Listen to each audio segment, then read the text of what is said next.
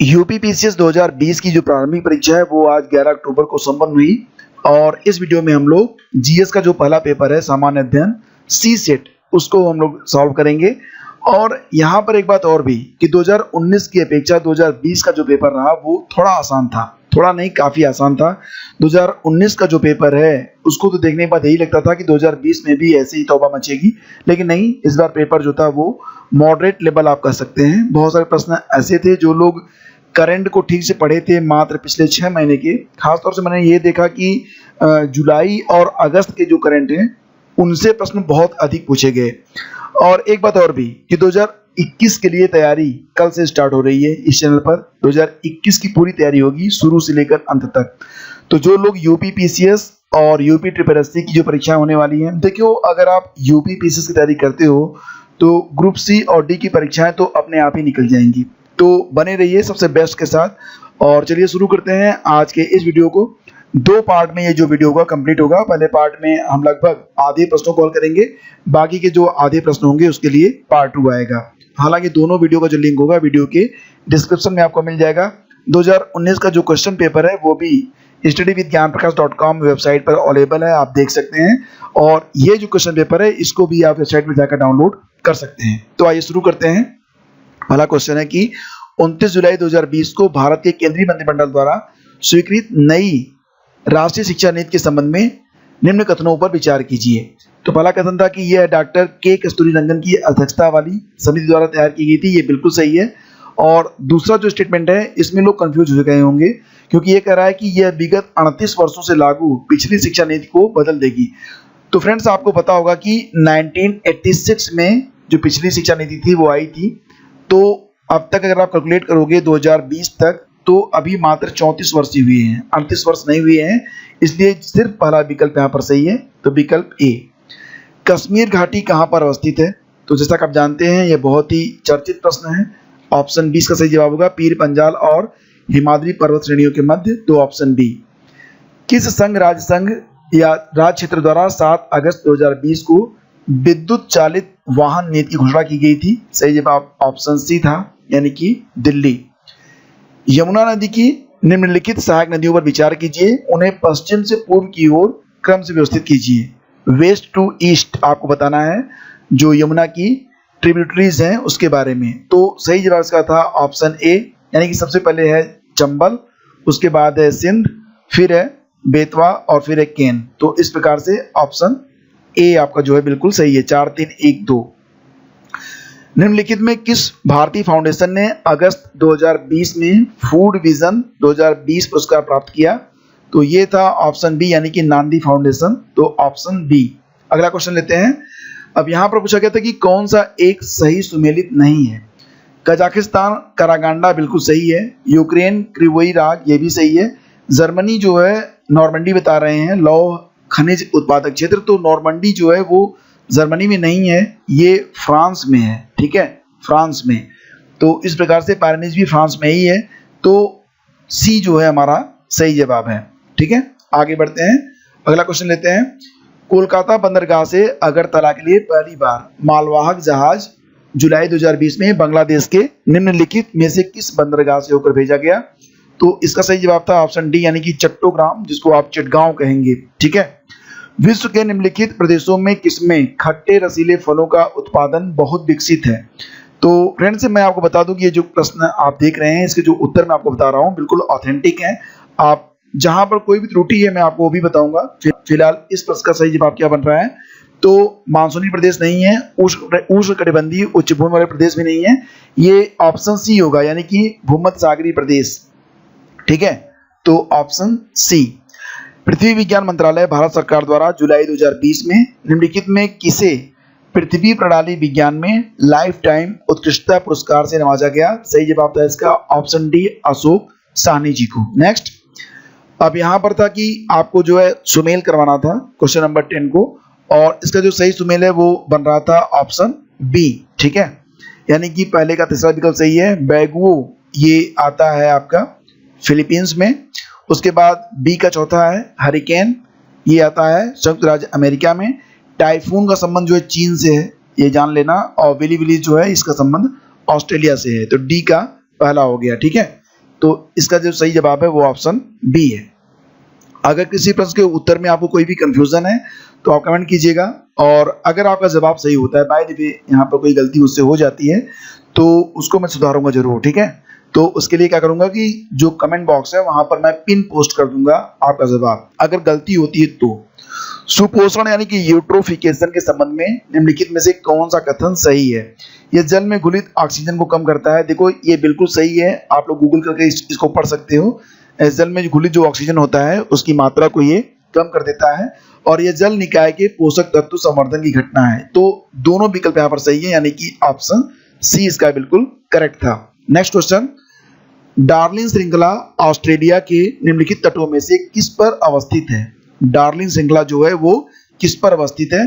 तो इसका जो सही जवाब फ्रेंड्स वो क्या था? ऑप्शन डी, दक्षिणी पश्चिमी तट, ठीक है, south western coast, south western coast. Next, निम्नलिखित घटनाओं में उनके प्रारंभ या कालानुक्रम में व्यवस्थित कीजिए। तो यहाँ पर मैं आपको बता देता हूँ सीधे सीधे, फिर आप लोग मैच करवा लेना।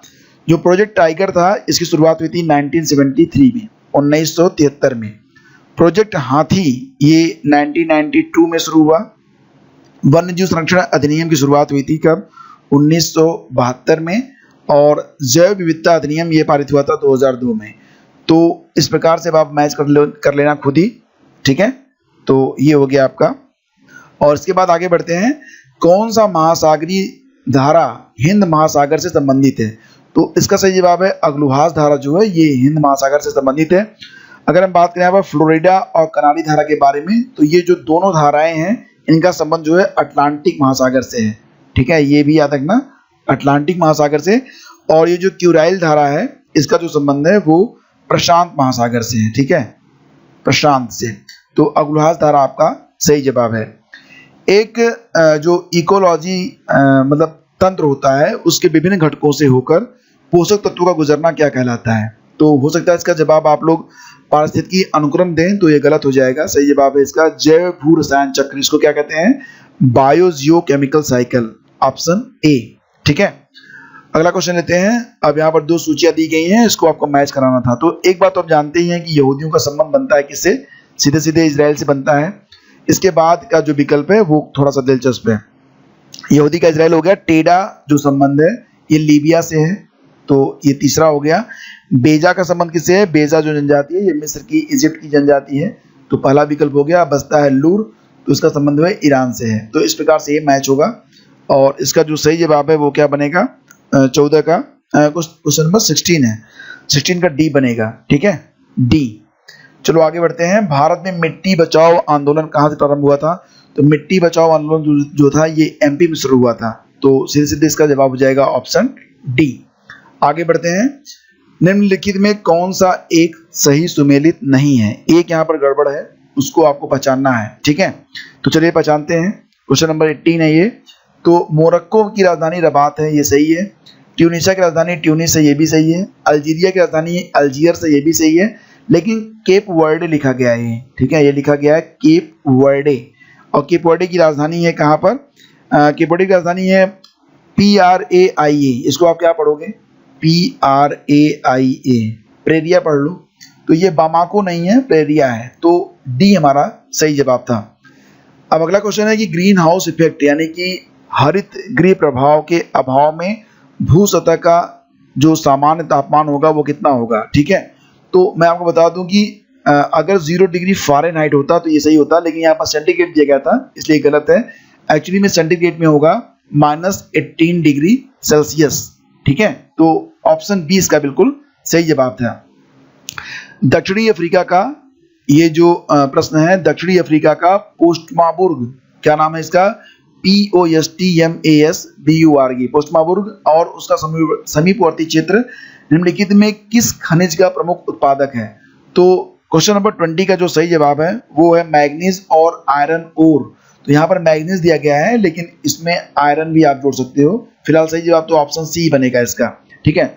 अब यहाँ पर तस्वीर थोड़ी सी आपको धुंधली दिख रही होगी, तो एक्चुअली में ये स्कैन में ही कोई प्रॉब्लम हो गई है। फिलहाल मैं आपको क्वेश्चन पूरा पढ़ूंगा और इसकी जो PDF होगी बिल्कुल क्लियर मिलेगी आपको, ठीक है। अगला क्वेश्चन है कि समुदायों का पूर्ण क्रम में जो क्रमशः एक निश्चित स्थान पर बदलता है उसे क्या कहते हैं? तो ये क्वेश्चन है, इस समुदायों का पूर्ण क्रम जो क्रमशः एक निश्चित स्थान पर बदलता है उसे क्या कहते हैं? The entire sequence of communities that successfully change in a particular area are called. तो इसे कहते हैं सीयर, SERE, इसे जो है सीयर कहते हैं, ऑप्शन बी। तो यहाँ पर क्या है, एटलस, एटलस जो पर्वत है ये मोरक्को में है, तो ए का जो है 4 हो गया। इसके बाद अगला देखते हैं कलिमंजारो। तो कलिमंजारो का जो संबंध है वो तीसरे से होगा, यानी कि तंजानिया से, ठीक है, तो बी का 3 हो गया। चिम्बरोजो, सी पे क्या है, चिम्बरोजो है, इसका संबंध इक्वेडोर से है। और अब बचता है यहाँ पर पिरेनीज। पिरेनीज जो पर्वत है ये फ्रांस और स्पेन में फैला हुआ है, तो इस प्रकार से इसको आप मैच करवा लेंगे, ठीक है। तो विकल्प ए इसका बिल्कुल सही था। अगला क्वेश्चन लेते हैं, निम्नलिखित में किस प्राकृतिक पदार्थ में लौह यानी कि जो फेरिक होता है या फी वो विद्यमान होता है? तो इसका जो सही जवाब है वो है मायोग्लोबिन। मायोग्लोबिन में लोहा जो रहता है पहले से रहता है, तो ये इसका सही जवाब था, ऑप्शन डी। मलेशिया में किंटा घाटी इसके लिए जानी जाती है। मलेशिया की जो किंटा घाटी है, तो जैसा कि आप जानते हैं कि मलेशिया रबड़ के लिए भी जाना जाता है, लेकिन जो किंटा घाटी है वो टिन उत्पादन में जानी जाती है, ठीक है। तो ये भी याद रखना कि किंटा घाटी जो है वो टिन उत्पादन के लिए जानी जाती है। अगला क्वेश्चन लेते हैं। अगला क्वेश्चन है कि जीन के भीतर अनुक्रम आधार में परिवर्तन क्या कहलाता है? Change in the base sequence within a genes is called mutation. इसको म्यूटेशन कहते हैं, यानी कि उत्परिवर्तन। निम्नलिखित में किन देशों से होकर भूमध्य रेखा नहीं गुजरती है? तो जैसा कि आप जानते हैं कि जो भूमध्य रेखा है फ्रेंड्स वो 13 देशों से होकर गुजरती है। मैं इनके नाम ले लेता हूं, फिर आपको बता देता हूं। देखो ये जो 13 देश हैं उसके बारे में आपको बिल्कुल पता होना चाहिए कि जो भूमध्य रेखा है वो 13 देशों से गुजरती है। इसमें इक्वेडोर है, कोलंबिया है, ब्राजील है, साओ टोमे और प्रिंसिपी नामक एक देश है, इसके अलावा गैबून है, कांगो है, डेमोक्रेटिक रिपब्लिक ऑफ कांगो है, युगांडा है, केन्या है, सोमालिया, मालदीव और इंडोनेशिया के साथ साथ है किरिबाती, ठीक है। इसमें जो है गिनी और रवांडा नहीं है, यानी कि 3 और 4 जो है आपका बिल्कुल सही जवाब बनेगा। अगला क्वेश्चन लेते हैं, फायर अलार्म जो होता है जो आपके घर में लगता है उसमें किसका उपयोग किया जाता है? तो देखिए उसमें जो है फोटो से प्रयोग में लाया जाता है, तो इसका सही जवाब है ऑप्शन ए। संविधान के किस भाग में पंचायती राज व्यवस्था संबंधी प्रावधान किए गए हैं? तो संविधान का जो भाग 9 है उसमें ही आपको जो है पंचायती राज व्यवस्था देखने को मिलेगी, तो विकल्प ए इसका बिल्कुल सही था। अगला क्वेश्चन है कि निम्नलिखित में कौन सा बहुलक एक थर्मल प्लास्टिक नहीं है? तो देखो पॉलीस्टीरीन, पॉलीथीन और टेफ्लॉन ये तीनों जो है थर्मल प्लास्टिक होते हैं, लेकिन नियोप्रीन नहीं होता है, तो ऑप्शन बी। देखो इसमें हो सकता है कि थोड़ा सा कंफ्यूजन हो, तो अगर आपको लगता है कि इसका जवाब कुछ अलग है तो आप कमेंट करके हमें बता सकते हो, ठीक है। और इसका जो पार्ट 2 आएगा उसमें मैं इसको सुधार दूंगा। भारतीय संघात्मक व्यवस्था में तृतीय तल कब जोड़ा गया था? When was the third tier added to Indian federal system? तो ये जोड़ा गया था 1992 में, यानी कि ऑप्शन सी। मानव शरीर में प्रोटीन का पाचन निम्नलिखित में किस अंग में प्रारंभ होता है? तो सही जवाब है ये मुंह से शुरू होता है और छोटी आंत में खत्म होता है, ठीक है।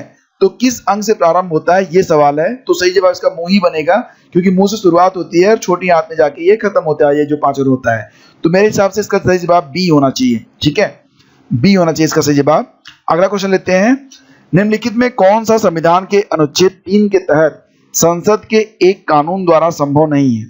कौन सा संविधान के अनुच्छेद 3 के तहत संसद के एक कानून द्वारा संभव नहीं है? नए राज्यों का गठन, तो ये बिल्कुल संभव है। राज्यों के क्षेत्रों में परिवर्तन भी संभव है, राज्यों की सीमाओं में परिवर्तन भी संभव है, लेकिन नए राज्यों का प्रवेश ये शायद संभव नहीं है। मुझे लगता है कि इसका सही जवाब डी होगा, हालांकि इसमें मुझे कंफ्यूजन है। अगर आपको लगता है कि इसका जवाब कोई अलग होगा तो आप कमेंट करके हमें बता सकते हो। मानव आहार में पालिश किए हुए चावल के प्रयोग से निम्नलिखित रोग हो जाता है, तो ये बेरी नामक रोग होता है। ये क्वेश्चन 2-3 बार रिपीट हो चुका है, तो ऑप्शन डी इसका बिल्कुल सर्तियां जवाब है, इसमें कोई कंफ्यूजन नहीं है। अगला क्वेश्चन लेते हैं, निम्नलिखित में कौन से पदाधिकारियों को हटाने में संसद की कोई भूमिका नहीं होती है? तो जैसा कि आप जानते हैं कि उच्च न्यायालय के जो न्यायाधीश होते हैं, उच्चतम न्यायालय के जो न्यायाधीश होते हैं और भारत के सीएजी यानी कि नियंत्रक और महालेखा परीक्षक होते हैं, इनको हटाने में महाभियोग चलाना पड़ता है, लेकिन अध्यक्ष जो होते हैं संघ लोक सेवा आयोग के, इनको राष्ट्रपति जो है वो जब चाहे हटा सकते हैं। तो इसका सही जवाब है ऑप्शन डी, यानी कि केवल 3। अगला क्वेश्चन लेते हैं, इनमें से कौन सा विटामिन मनुष्य में रक्त के जमने के लिए जिम्मेदार है? तो अगर विटामिन के नहीं होगा तो तो जो रक्त का थक्का होता है वो नहीं जम पाता है। तो ऑप्शन ए हमारा बिल्कुल सही है। ठीक है, क्वेश्चन नंबर 36 पे आते हैं। पंचायतों के लिए कराए जाने वाले सभी निर्वाचनों के संचालन का अधीक्षण, निर्देशन और नियंत्रण मतलब किसमें निहित होता है? तो ये काम तो राज्य निर्वाचन आयोग ही करता है। तो ऑप्शन डी हमारा बिल्कुल सही है। मानव मस्तिष्क के बारे में निम्नलिखित कथनों पर विचार कीजिए। मस्तिष्क हृदय गति को नियंत्रित करने के लिए उत्तरदायी है, बिल्कुल सही बात है। और ये शरीर के संतुलन के लिए भी उत्तरदायी है, ये भी सही जवाब है। यानी कि 1 और 2 दोनों सही है। अगला क्वेश्चन है कि एक सही सुमेलित नहीं है, वो आपको पहचानना है। फिलहाल फ्रेंड्स यहाँ पर 38 में मुझे सारे के सारे विकल्प सही मिले हैं। तो अगर आपको लगता है कि इसमें कोई विकल्प गलत है तो आप बताइए। अंतरराज्य परिषद का जो उल्लेख है वो अनुच्छेद 263 के अंतर्गत ही है। वित्त आयोग 280, प्रशासनिक न्यायाधिकरण अनुच्छेद 323 का, इसको 323 ए भी लिखते हैं। और यूपीएससी संघ लोक सेवा आयोग का जो उल्लेख है वो अनुच्छेद 315 में ही है। तो मुझे लगता है कि इसमें सारे के सारे विकल्प सही हैं। फिलहाल इसमें कौन सा गलत है ये मुझे मिला नहीं, आप बताना। और कौन सा पदार्थ वृक्ष से प्राप्त किया जाता है? तो आप जानते हैं कि जो जड़ें होती हैं, हींग का एक पेड़ होता है, उसकी जो जड़ें होती हैं उससे हींग निकलती है। बाकी जो चीजें वो चट्टानों से प्राप्त होती है। तो 39 का सही जवाब है ऑप्शन ए। आगे, भारतीय संविधान का कौन सा अनुच्छेद केंद्रीय सतर्कता आयोग का वर्णन करता है? तो इसका सही जवाब बनेगा ऑप्शन डी, उपयुक्त में से कोई नहीं। ठीक है, ऑप्शन डी। अब 2 कथन दिए गए हैं, एक कारण है एक कथन है, तो आपको बताना है। सुक्रोज की अपेक्षा प्रतीप शर्करा यानी कि जो इनवर्ट शुगर होता है, invert sugar is more sweeter than sucrose. और रीजन है कि invert sugar is obtained by the hydrolysis of sucrose. तो दोनों ही सही हैं। तो ऑप्शन बी बनेगा इसका सही, ऑप्शन ए बनेगा इसका सही जवाब। यानी कि ए और आर दोनों सही हैं, आर ए की सही व्याख्या है। ठीक है, तो ए आपका जो है बिल्कुल सही जवाब है। आगे बढ़ते हैं। राष्ट्रीय महिला आयोग के निम्नलिखित अध्यक्षों पर विचार कीजिए। अब यहाँ पर आपको पता है कि जयंती पटनायक जो थी वो सबसे पहले क्रम पर आती हैं, सबसे पहली यही थी। तो पहला जो है विकल्प, अब यहाँ पर 2 विकल्प में पहला है तो हम जो है गेस करते हैं कौन सा सही हो सकता है। फिलहाल इसके बाद स्थान आता है डॉक्टर पूर्णिमा आडवाणी का, तो विकल्प डी सही हो जाएगा। ठीक है, ये जो है क्वेश्चन, इसका सही जवाब है ऑप्शन डी, 1, 4, 3 और 2। सूची 1 को सूची 2 से सम्मिलित कीजिए और सूचियों के नीचे दिए गए कूट से सही उत्तर आपको चुनना है। सोडियम जो होता है ये काफी नरम होता है, पारा कमरे के ताप पर द्रव होता है, आप जानते हैं। चांदी जो है ये विद्युत का अच्छा सुचालक भी होता है। और जो लेड होता है यह उष्मा का कुचालक होता है। सोडियम क्या होता है, इसको आप चाकू से आसानी से काट सकते हैं। तो इस प्रकार से इसको मैच कराना है। ए का 4 हो गया और बी का 2 हो गया। ए का 4, बी का 2, फिर 1, 3, यानी कि विकल्प सी हमारा बिल्कुल सही होगा। आगे बढ़ते हैं। भारतीय संविधान के अनुच्छेद 371, ये देखो यहाँ के अंतर्गत देश के किस क्षेत्र को विशेष स्थिति प्रदान की गई है? अगर आपका जवाब नागालैंड होगा तो गलत हो जाएगा। नागालैंड को 371 के अंतर्गत विशेष स्थान दिया गया है, जबकि हैदराबाद और कर्नाटक आते हैं इसके अंतर्गत। ठीक है, तो इसका सही जवाब है ऑप्शन बी।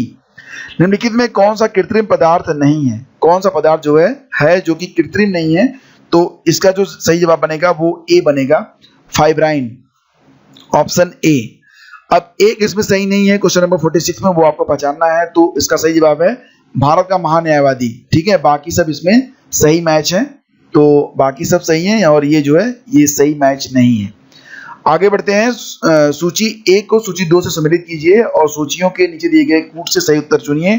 तो नीला थोथा, इयोसिन, सिल्वर आयोडाइड और जिंक फास्फाइड।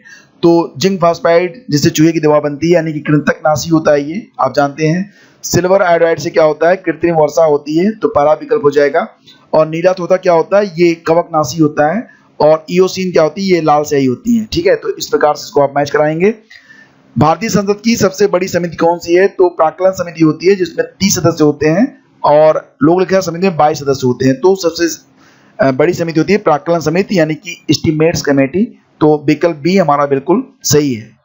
नीति आयोग द्वारा दिसंबर 2019 में जारी सतत विकास लक्ष्यों भारत सूचकांक 2019 भी जारी किया गया। रिपोर्ट के अनुसार उत्तर प्रदेश को निम्नलिखित वर्गों में किसमें वर्गीकृत किया गया है? तो उत्तर प्रदेश जो है वो अच्छा प्रदर्शन है कि परफॉर्मर के अंतर्गत आया है। तो ऑप्शन बी हमारा बिल्कुल सही है। असम, बिहार और उत्तर प्रदेश को परफॉर्मर माना गया है। तो ऑप्शन बी। भारतीय संविधान के कौन से अनुच्छेद नागरिकता से संबंधित है? तो ये अनुच्छेद 5 से 11 तक होते हैं, ऑप्शन सी। और उत्तर प्रदेश के निम्नलिखित नगरों में कौन सा या कौन से विरासत शहर विकास और वृद्धि योजना हृदय के अंतर्गत शामिल है? तो हृदय के अंतर्गत जो है वाराणसी और मथुरा को शामिल किया गया है। तो केवल विकल्प 1 और 2 सही हैं, तो सी को आप आंसर करेंगे। ठीक है, हालांकि पुराना क्वेश्चन है। कुल जो मतलब शहर हैं उनकी संख्या 12 है, जिसमें वाराणसी और मथुरा उत्तर प्रदेश से ये 2 शहर हैं। भारतीय राजनीतिक व्यवस्था की प्रकृति में निरंतरता और परिवर्तन के तत्व मूर्त रूप में पाए जाते हैं। तो ये बिल्कुल सही ये कथन है। और कारण क्या दे रहा है कि भारतीय राजनीतिक व्यवस्था में निम्न राजनीतिक कार्यशैलियों जैसे आधुनिक शैली, परंपरागत शैली और संघ शैली के तत्व समाहित हैं। तो कारण जो है कथन की सही व्याख्या भी दे रहा है। तो विकल्प 1 को आप आंसर करेंगे मेरे हिसाब से। प्रजनन के प्रतिस्थापन दर तक पहुंचने के लिए जनसंख्या की कुल प्रजनन दर यानी कि TFR क्या होनी चाहिए? सही जवाब बनेगा इसका ऑप्शन सी।